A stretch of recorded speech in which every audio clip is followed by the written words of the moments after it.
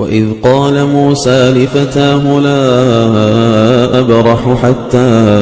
أبلغ مجمع البحرين أو أمضي حقبا فلما بلغا مجمع بينهما نسيا حوتهما فاتخذ سبيله في البحر سربا فلما جاوزا قال لفتاه آتنا غداءنا لقد لقينا من سفرنا هذا نصبا قال أرأيت إذ أوينا إلى الصخرة فإني نسيت الحوت وما أنسانيه إلا الشيطان أن أذكره واتخذ سبيله في البحر عجبا قال ذلك ما كنا نبغي فارتدا على آثارهما قصصا